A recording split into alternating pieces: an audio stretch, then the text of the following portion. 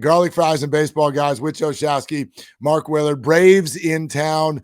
Much to discuss on that, but also a few other interesting things to get into, including stories of Wrigley and another bullpen defection. So all of that still ahead. Make sure you rate, review, and subscribe. Do not miss one of our 2 episodes that come at you every single week.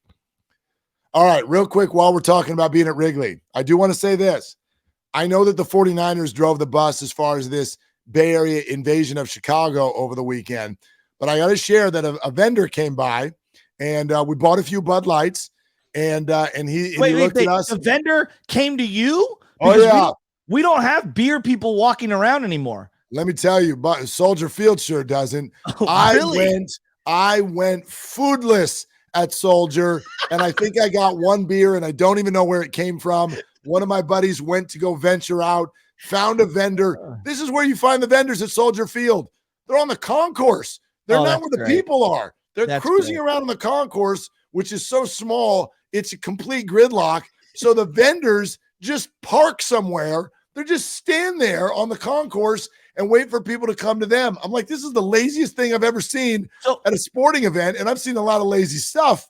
But, I mean, I was not impressed with the fan experience at Soldier Field at all. Really? Oh, God. So, take me through this. You're at Wrigley, and the guy has the big square box with like a million beers just standing on it with like the straps. He's got multiple kinds of beers. He's like, you want Bud? You want Bud Light? That's incredible. Like, we got tall cans here. And by the way, $11 a shot. $11 a beer. That's half off. 44 bucks. Let's get one for each of me and my friends here. Let's get this thing going. And so we start up a conversation, and he's like, I got to tell you, no matter what the standings are, man, you Giants fans, you show up every single year. Wow. And that sticks in his mind as someone who had clearly been at Wrigley Field for like, I don't know, it looked like he'd been there for about 106 years. Oh, so he was there crazy legs. I mean, he's got Albert Einstein's haircut, and he's just hanging there, and he's like, every year,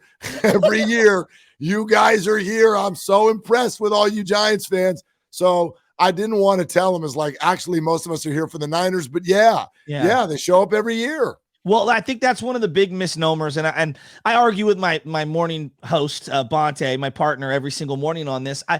I think that Giants fans are humongous, and not just in Northern California, but throughout the country. And yeah, we're frustrated and pissed off, and we may not attend Oracle Park, which is the home park right now for the Giants, but on the road, whether it's Colorado, whether it's LA, San Diego, whether it's Washington, they went to Washington earlier this year, Atlanta, Giants fans show up. And I turned on the television for the doubleheader in Milwaukee, Giants fans everywhere. Some of my buddies were out there. And then I turned on Friday afternoon, which was so cool, a Friday afternoon game in Wrigley, super cool. Giants fans everywhere. Saturday, Giants fans everywhere. Sunday night, Giants fans everywhere. And now, again, I know that the Bears played against the 49ers, so there's some crossover, but don't tell me Giants fans don't support this team. They will, and they do, and they love their team. Well, let me tell you something about Giants fans who are at the Sunday night game. First of all, you are super elite, not just elite. Because if you went to that Niner Bear game and you still had enough energy and you had thawed out enough or dried off enough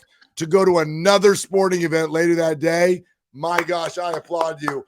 I would have bet every last dollar I had that game was going to be rained out after what we saw at Soldier Field. For real. I don't know what Wrigley's got going on in the way of drainage, but whatever it is impressive because that was a storm. I mean, that thing, you watched it. It was intense. Wrigley Field's right down the few miles away, just taking it all afternoon.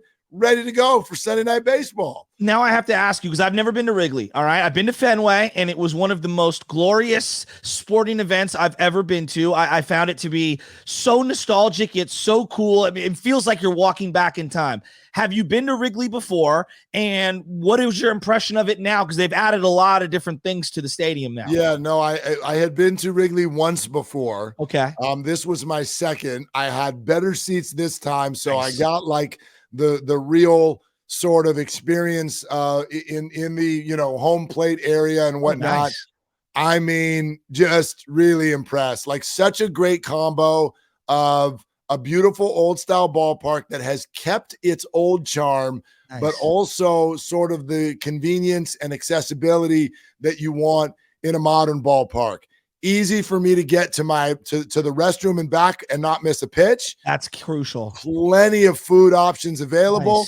And this was on, like a 40,000 full. Yeah, it looked packed on Saturday afternoon.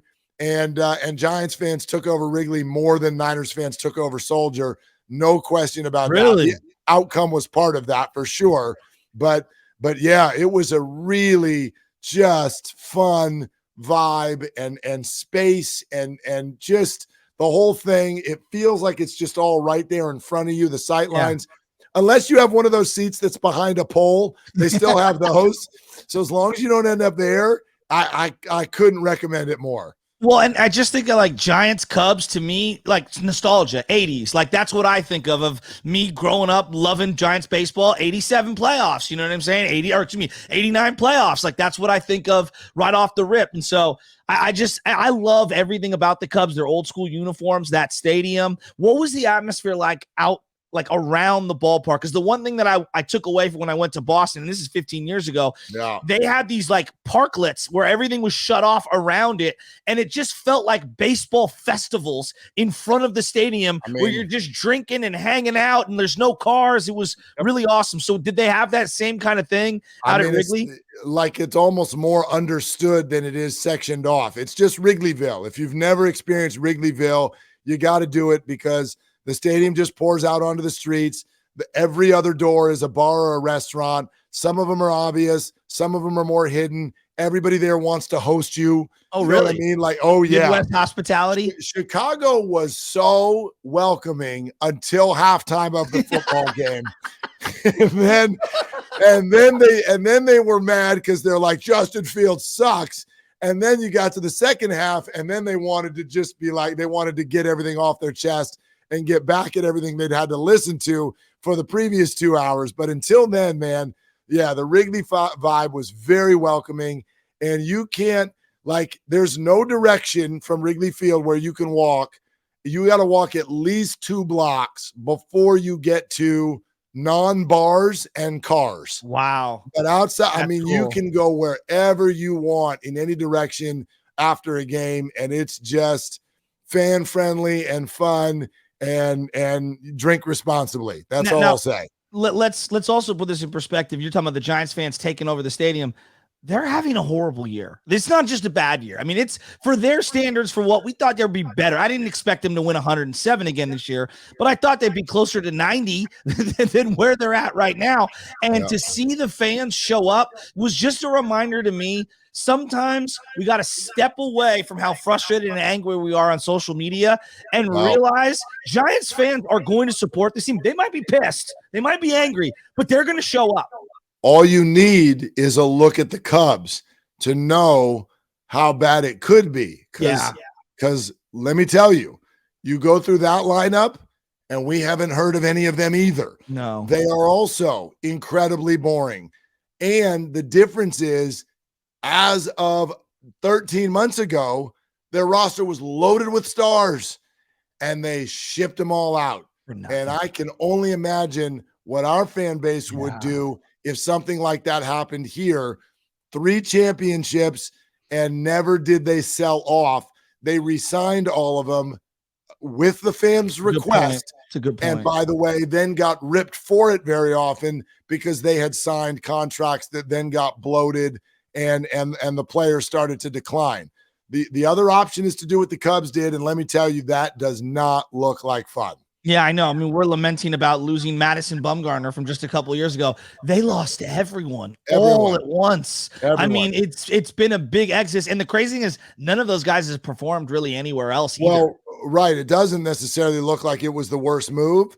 I just think it's a really hard thing, and maybe $11 beers. Maybe $11 beers helps you out with this, but it's a really this is Chicago, San Francisco.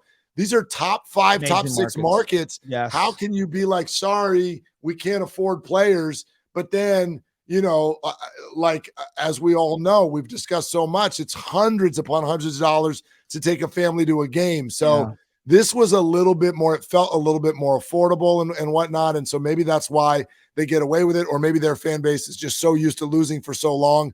Once they won a World Series ring, they don't care. Yeah. I don't know what it is, but their experience to me was even worse than ours. Well, and the other thing is the Cardinals never have down years. Their rival. Like, we're losing our minds about the Dodgers. Imagine being a Cubs fan and you're looking over and it feels like St. Louis is trading for or reloading consistently. It's kind of crazy. One last thing before we get out of here. Pujols inching closer to 700. Does it do anything for you? Yeah, it does. And I didn't think it would until it got really close. Like, he keeps going, and it's like, I mean, why not? Why? Exactly. Like, you know, I've never been a huge Pujols fan, nothing against him either, but like, how can you as a baseball fan not get into this a little bit, this chase for 700? And a lot of people are like, is he going to play again? It's like, no, he's not going to play again.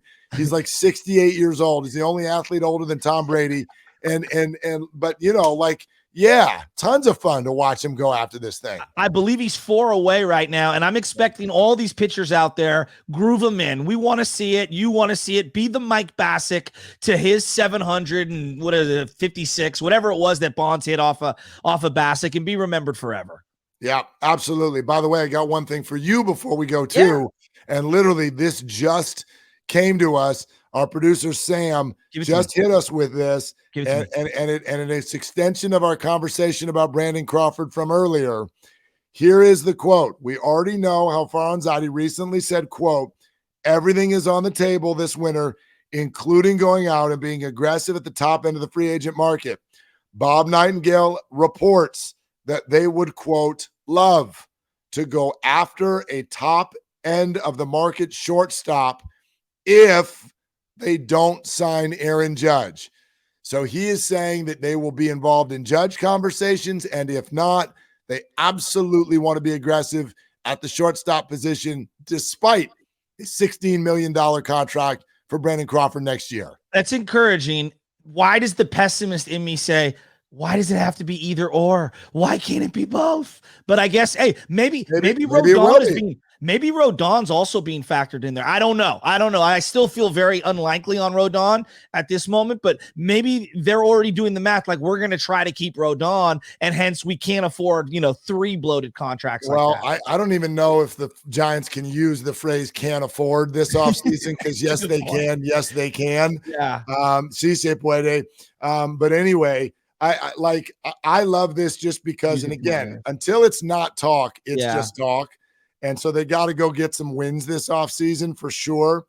But if the message is every single top of the market position is on the table, whether it's Aaron, whether it's a shortstop, it just feels to me like what they're setting up is we are going for broke in terms of going after big names. Yeah. How can that not excite you as a fan? My number 2 targets, if we're going to go shortstops, Trey Turner, Carlos Correa, 1A, 1B. Those are the 2 I would love to walk away with. Yeah. Well, and the picture on the story is Carlos Correa. Yes. For whatever that's worth. I know. The picture on the story picture is Carlos Correa. So we'll see. To me, it's Trey Turner, and then talk to me about everything else. Okay. Just because it's that 1-2 punch of I do love you get a great player and you take it from your rival. That would be the best. That's a good point. And he's just a great ball player. I mean, he's awesome. He's a well-rounded, great ball player. Giants fans have seen this guy, stud defender, always on base, great base runner. Yeah, bring those smooth slides to Giants social media. I'm all in. Yeah, I love that. All right. Great stuff. Joe Shasky, Mark Willard, Garlic Fries, and Baseball Guys. 2 episodes a week, which means we're coming at you midweek after the Braves series, and we'll talk to you then.